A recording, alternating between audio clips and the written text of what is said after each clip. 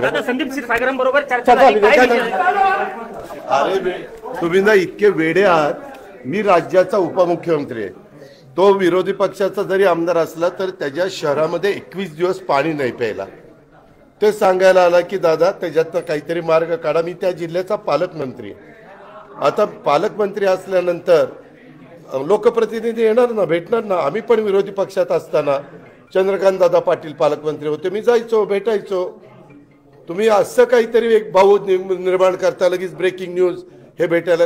अरे एवढ्या मोठ्या शहराला 21व्या दिवशी पाणी जातं आणि तातडीची गरज म्हणून तो मला शोधायला इथं आला.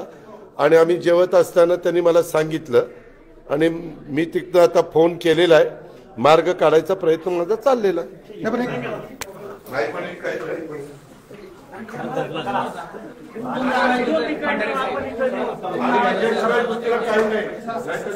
सचिन घेतलंय ना, आहे ना.